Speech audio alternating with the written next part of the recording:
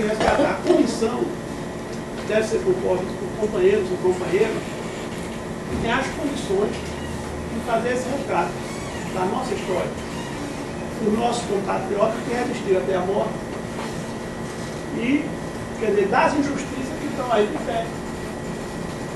Eu defendo que a comissão, ao falar de direitos humanos,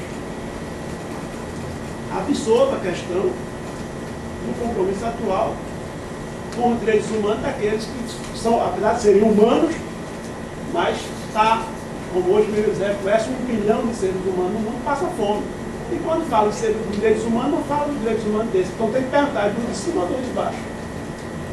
Então esse corte sociológico de classe, ao defender a bandeira dos direitos humanos, eu acho que essa comissão tem que assumir.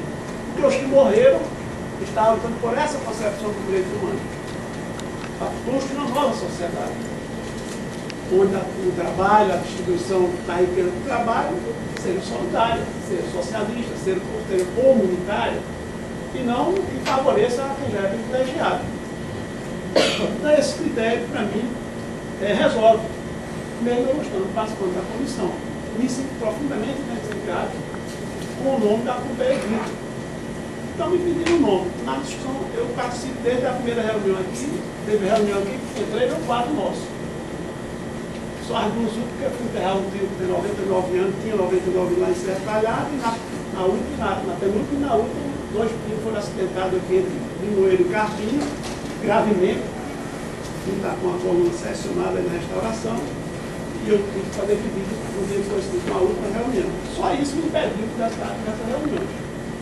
Então eu estou com a mesma motivação e continuarei, quer dizer, sem estar na comissão. Mas eu ouvi, até de companheiros aqui, o fato de lembrar que eu fui preso, que eu milito, que eu sou organizado, então talvez não seja muito bom, e eu não vou abrir mão da minha condição de comunista organizado. E eu acho que é a maneira mais consequente de ajudar nesse trabalho de resgate que essa comissão vai fazer. Até porque eu acho que o Estado, essas brechas que nós conquistamos, é muito limitado, a gente tem aproveitado, mas o centro da decisão para o fim dessas injustiças e a prevalência desses direitos humanos está sendo na rua. Está fora do Estado. E eu estou contribuindo, mesmo sem ter a alteração do Estado, acho que estou contribuindo.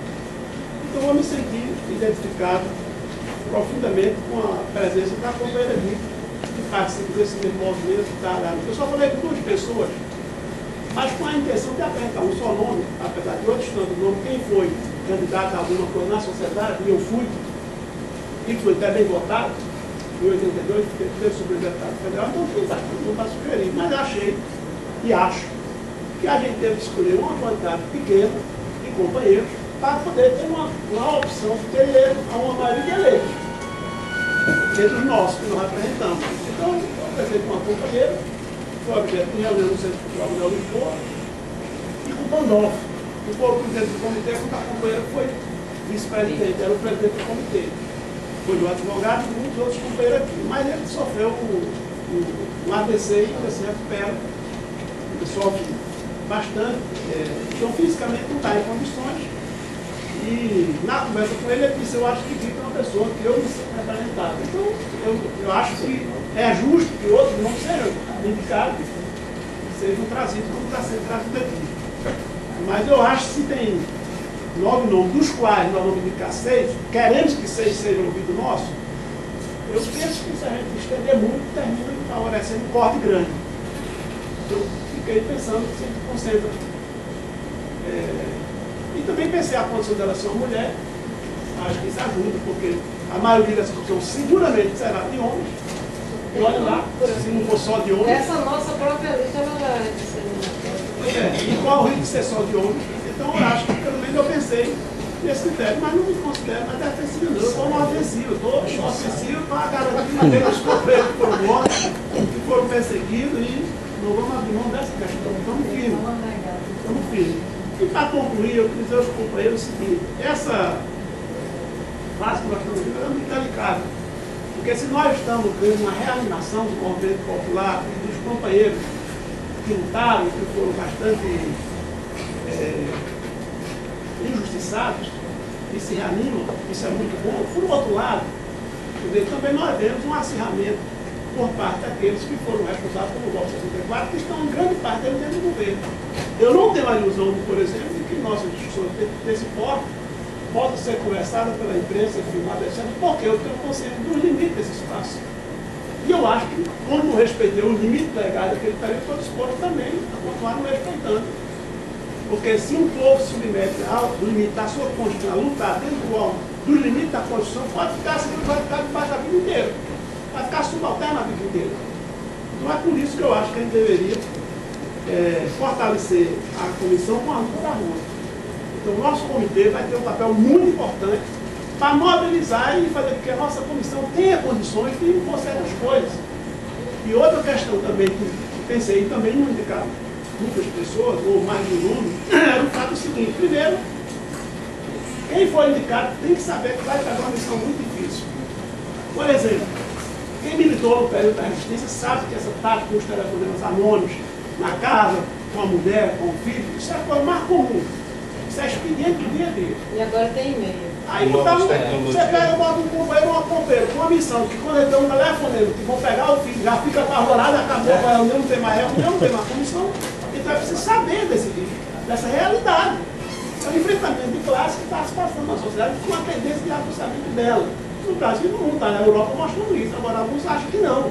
Está tudo cor de roda, mas não é verdade. Então, gostaria muito que esses companheiros que aqui foram citados pudessem constar. Só lembrando, em 2004 aconteceu isso comigo.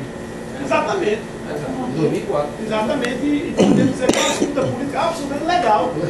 Legal, não era pelo poder do Estado, era por uma eleição. Então, não vamos subestimar essas questões. Então, nos interessa resgatar a história da Marlene Carvalho, porque é isso que eu disse, o governo está nas vésperas da sua liberdade, recusou uma ida nesse sequestro que eu acredito seu nome, para poder, sabia que estava perto, para ficar lutando em defesa do seu país, que foi assassinado. Tem o companheiro Manuel Aleixo, que nós não sabemos onde está o corpo até hoje. Eu não confio nesse livro, nesse depoimento, que ele foi incinerado na usina de açúcar do Rio, porque não foi, na minha opinião. Nós temos pessoalmente pelo. Mas é mentira dele. Esse cara tem algumas verdades, mas tem mentira. Disse ele que executou o Manuel Lisboa e o Manuel mentira. Falamos três. Falamos três. Quem executou o Manuel Lisboa e Emanuel, esses dois, foi Fleury. E Miranda foi o único desse. Quando o Manuel foi para São Paulo ser enterrado lá, já foi morto. Foi enrolado numa esteira. Quando nós fomos fazer o resgate do corpo, a estopa que foi lá dele morto dentro do avião da Força Aérea estava lá dentro da cova. Foi enrolado numa estopa, já morto. Agora, para despistar a família que tinha o irmão capitão do Exército, um pai que era o oficial superior da Marinha, então jogaram toda ela. Além da história montada do tiroteio, fizeram o enterro dessa maneira, como um desconhecido lá fora. Então não dá, porque se é uma coisa que nós não temos dúvida, é como foi a morte do Manuel Lisboa. Porque muitos estavam lá vivos, sobreviveram e viram ele. E ele chegou, a hora que ele chegou e disse: olha, como eles não ter mais outro. Então ele matou ele, foi colocar a morte dele. Como é que foi esse imbecil lá do Vitória de Espírito Santo? Ele passou uma semana com esse Miranda e precisaram vir esse cara do Pará. Vitória de Espírito Santo para vir executar tudo é morto aqui. É evidente que é um diversionismo. Tem verdade? Tem. Mas, pelo menos, não sei se Manuel Lisboa, se é Manuel, se o Naras foi incinerado lá, eu não posso ter certeza. Agora, porque eu tenho certeza que ele não assassinou, que não foi ele o executor, eu sei pelos filhos que sobreviveram aqui dentro do agora. Então, esta daí é diversionismo. Eu matei fulano, matei fulano. Ele foi ver os que já morreram e que alguns que você não tem muita certeza. Eu estava encatristando, como nós não sabemos, ele botou na conta que foi ele que matou. Entendeu? O Cerdeira, a filha de Cerdeira tem outra informação que não é ele, é um desaparecido político.